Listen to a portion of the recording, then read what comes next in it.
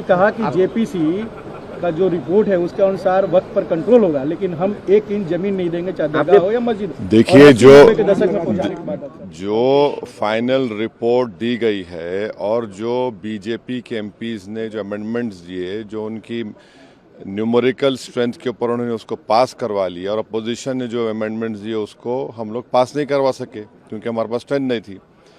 सच्चाई ये है कि पहले तो आप ये जानिए कि वक्फ बोर्ड जो है वो मुसलमानों के उन प्रॉपर्टीज़ के लिए है जिसको हमारे बुज़ुर्गों ने दान दिया था, अपनी प्रॉपर्टी को दान दिया अल्लाह के नाम पर।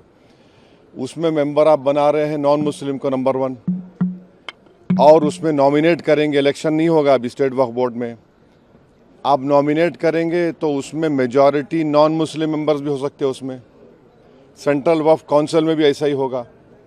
दूसरी बात यह है कि limitation act Hindu endowment board पर, सिख के गुरुद्वारा के ऊपर, क्रिश्चियंस पर अप्लाई नहीं होता, तो वक्फ बोर्ड पर क्यों लिमिटेशन एक्ट अप्लाई करने जा रही है सरकार? तीसरा यह है कि कलेक्टर या उसके अबाव ऑफिसर्स को कोई पावर ही नहीं है, आप उनको पावर देकर एग्जीक्यूटिव कंट्रोल करना चाह रहे हैं। चौथी बात यह है कि वक्फ बाय यूज़र, जो वक्फ बाय यूज़र है जिसको बाबरी मस्जिद, राम मंदिर में सुप्रीम कोर्ट ने अपहेल्ड किया, उसके पैराग्राफ्स लिखे उसके बारे में, उस जजमेंट के मुताबिक राम मंदिर बन गई, और उस जजमेंट में जो वक्फ बाय यूज़र के बारे में सुप्रीम कोर्ट ने कहा है, सरकार उसके बरक्स, उसके ऑपोजिट काम कर रही है। ऐसे कई अमेंडमेंट जो सरकार पेश की और फिर इस JWC में उसको बीजेपी के और उनके अलाइज ने पास किया, उससे वक्फ बोर्ड ख़त्म होकर रह जाएगा। ऑन पैरिटी, जब हिंदू एंडोमेंट बोर्ड्स में नॉन हिंदू नहीं बन सकता तो नॉन मुस्लिम कैसे बनेगा? यहाँ पर सिर्फ गुरुद्वारा प्रबंधक कमेटी में सिख ही बन सकता है। आप यहाँ पर क्यों बनाना चाह रहे?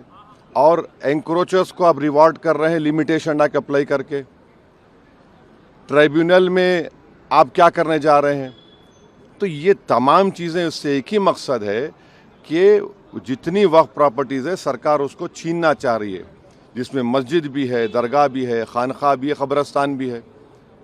अब ये एक अमेंडमेंट जो इन्होंने अपनी स्ट्रेंथ पर पास करवा लिया, इस फाइनल रिपोर्ट में आप देखिए क्या कहते हैं, वक्फ बाय यूज़र में अगर वो डिस्प्यूटेड प्रॉपर्टी होगी या गवर्नमेंट प्रॉपर्टी होगी तो वक्फ बाय यूज़र नहीं होगा। मैं आपको एक एग्जांपल दे रहा हूँ। सच्चर कमेटी जाकर पढ़िए, जिसमें सच्चर कमेटी ने कहा कि दिल्ली में 123 ऐसे प्रॉपर्टीज है जो सरकार के कब्जे में है। ने कहा वक्फ प्रॉपर्टी है सरकार के कब्जे में, उसकी 2008 में लागत 3000 करोड़ बताई गई। पार्लियामेंट के सामने की मस्जिद को गवर्नमेंट बोलती गवर्नमेंट की है, सामने है ना पार्लियामेंट सामने की, वहाँ के इमाम साहब MP हैं, उसका कोर्ट में केस चल रहा है, तो सरकार बोली हमारी प्रॉपर्टी हो गई। कैसे होगा बताइए आप? ये ऐसे कई एग्जाम्पल्स दे रहे हैं। आप इवैक्यू प्रॉपर्टी ख़त्म कर रहे हैं, इवैक्यू प्रॉपर्टी अलग है, इवैक्यू बाय वक्फ अलग है। पंजाब में हज़ारों एकड़ इवैक्यू प्रॉपर्टी जिससे रेवेन्यू आता है उसको ख़त्म कर रहे हैं आप, तो उससे फ़ायदा किसको हो रहा है? सिर्फ नफ़रत की बुनियाद पर मुसलमानों की प्रॉपर्टीज़ को वक्फ की प्रॉपर्टीज़ छीनने के लिए। और एक बात समझिए, ये वक्फ की जो प्रॉपर्टीज़ है वो हमारे लिए एक वर्शिप है। नमाज हम पढ़ते हैं मगर ये भी हमारा एक वर्शिप है, उसको हमको उससे महरूम करना चाह रहे, ये हम इस कह रहे हैं। तो इनका मंशा और मकसद तो वो एक ही है ना, वक्फ प्रॉपर्टीज बचाना नहीं है, छीनना है। सर वो कह रहे हैं कि मुसलमानों को भड़का रहे हैं और आप अकेले जगदम्बिका पाल जी ने कहा है कि जो चर्चा हुई उसमें आपने हिस्सा लिया, सभी लोगों ने हिस्सा लिया। तो क्या चर्चा? अरे चर्चा, इतना गलत काम जगदम्बिका पाल ने किया जैसे चेयरमैन, वो उनमें इतना पार्लियामेंट्री उनको रूल्स मालूम होना चाहिए। अगर मेरी रिपोर्ट दी गई थी उसके 9 पेजेस को और मुख्तलिफ 8 से 10 पैराग्राफ्स को उन्होंने ब्लैक कर दिया। और रूल पोजीशन ये है, हमने स्पीकर साहब को लेटर भी लिखा, अगर आप किसी मेंबर के डाइसेंट रिपोर्ट को अगर आप उसको इंक्लूड नहीं कर रहे तो आप इन्फॉर्म करना चाहिए, मुझे बताना चाहिए। अब मिसाल के तौर पर ड्राफ्ट रिपोर्ट में पढ़िए, आप लिखा गया कि वो रेकमेंड कर रहे हैं रिपोर्ट में कि ट्राइबल लैंड को वक्फ डिक्लेयर करना नहीं चाहिए।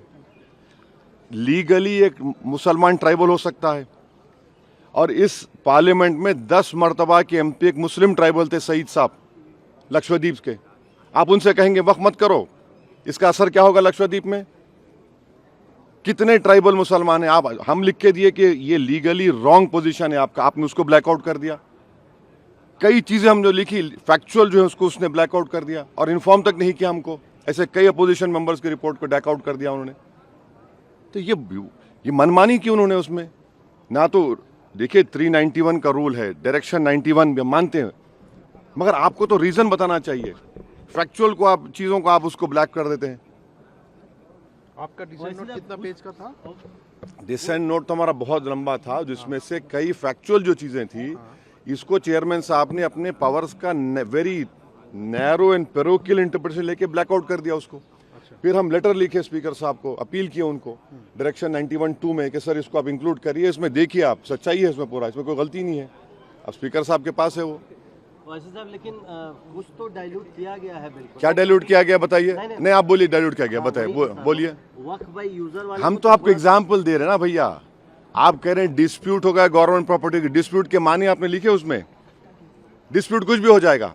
अच्छा, और एक उसमें बिल में क्या है कि आप वक्फ के मुतवल्ली हैं, मैं जाकर कलेक्टर को बोलता हूं कि भाई ये इनकी प्रॉपर्टी वक्फ की नहीं है, और कलेक्टर जब इंक्वायरी ऑर्डर कर देगा तो जब तक वो वक्फ की प्रॉपर्टी नहीं रहेगी ना उसमें टाइम पीरियड है।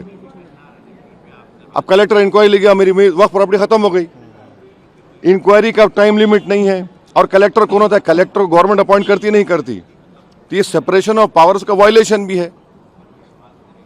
कहां से होगा बताइए?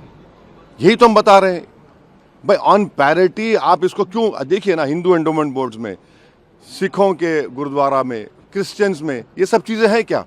आप वहां करने वाले हैं क्या? अच्छा, वक्फ फंड आता था 7%, उसको आपने कम कर दिया 5%, और अमेंडमेंट क्या किया? What ever the number government signify है और कम हो जाएगा। अब कैसे चलेगा वक्फ बोर्ड फिर? इसके बाद भी अगर ये सरकार तो इसके बिल बाद लाने का प्लान करिए, अगर बिल आएगा तो फिर आप लोग क्या करेंगे? बिल आएगा तो हम जो करना है करेंगे, क्या बात है। सर पाल साहब कह रहे हैं और जो एनडीए के अलाइज हैं उनको सोचना चाहिए। हमेशा पॉलिटिकल एनिमो नहीं होता ना। सर आप मुसलमानों को भड़का रहे हैं, ये जगदम्बिका पाल कह रहे हैं क्योंकि आप मेंबर थे जेपीसी के। आपने डिसेंट जेपीसी नहीं है, वो ज्वाइंट वर्किंग कमेटी है, उनको इतना तक नहीं मालूम। जेपीसी बोलते रहते हैं, ज्वाइंट वर्किंग कमेटी है। जेपीसी अगर होती तो उसको इन्वेस्टिगेटिव पावर्स होते, जैसा वन नेशन वन इलेक्शन बनाया गया है। ये ज्वाइंट वर्किंग कमेटी है, बस राग अलाप रहे हैं। जेडब्ल्यूसी है, वो तक नहीं मालूम उनको।